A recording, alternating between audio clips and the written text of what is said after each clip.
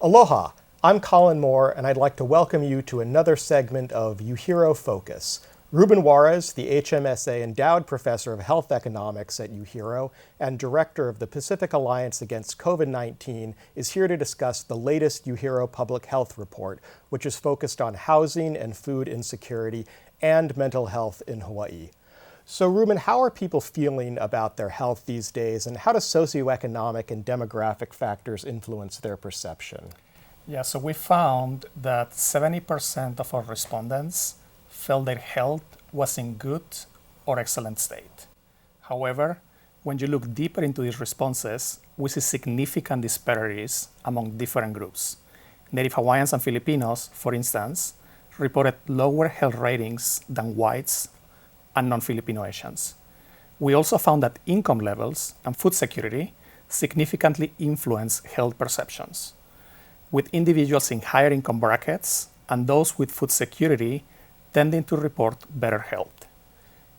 Conversely, individuals dealing with long COVID and those who had delayed healthcare, especially mental health, reported poorer health outcomes. Now, Ruben, in the report you mentioned delays in overall and mental health care. What were the main reason behind these delays? Yeah, so about 10% of the respondents told us that they had delays in healthcare, including visits to general practitioners, dental care, specialty services, and about 5% of the respondents had delays in mental health, especially among the younger respondents. The predominantly reason for these delays actually included scheduling difficulties, insurance or provider incompatibility, and high cost. Now, we learned from previous reports that depression and low self-esteem are prevalent in Hawaii's population. Yeah. What did you find in this survey? Yeah, so depression was reported by 1/3 of our respondents, and low self-esteem was reported by 13%, which matches exactly the same thing that we had in the last surveys. We now include risk factors for depression and self-esteem, and we found that unemployment, recent COVID-19 positivity, and being youth increases your risk of depression. Housing instability and a high burden of housing costs and living in poverty were also correlated with higher risk of depression. Key factors associated with low self-esteem included unemployment, poverty, food and housing insecurity, age, race, and ethnicity also play significant roles, with young adults and Native Hawaiians reporting lower self-esteem. What about suicidal ideation among your respondents? Yeah, so the good news is that the rates of suicidal ideation have decreased since the surveys in 2022, but still remain high, especially among unemployed individuals, recent COVID-19 patients, and young adults. Those living in poverty or those experiencing a high degree of housing costs reported higher rates of suicidal ideation. The most concerning thing that we found about suicidal ideation is with housing instability, which stood at 11% of those dealing with housing instability. Can you expand on the impact of COVID-19, specifically the prevalence of long COVID-19 among your respondents?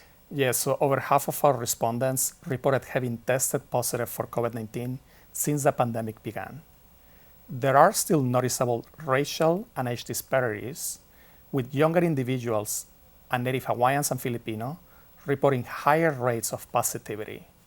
Long COVID affected 35% of respondents who contracted COVID-19, which is an increase from 30% in 2022.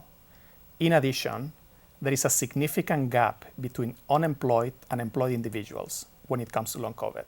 For instance, 49% of unemployed individuals got long COVID, as opposed to 28% of those employed. All right, what are the final key takeaways that can be derived from this survey, and what actions should we be taking? Yeah, so the survey underscores the intricate links between health, socioeconomic status, and lifestyle conditions, all of them shaping individuals' well-being. It is clear that marginalized and socioeconomically disadvantaged groups are consistently reporting poorer health outcomes, lower self-esteem, higher depression rates, and increased food insecurity. the pervasive impacts of the pandemic, particularly long COVID, highlight the need for continued support for targeted, multifaceted interventions focusing on economic stability, housing security, and equitable healthcare. Ruben, thank you so much for sharing this important information with our community. This is just a small snapshot of the report, and for more information, you can access the full report by visiting the UHERO website.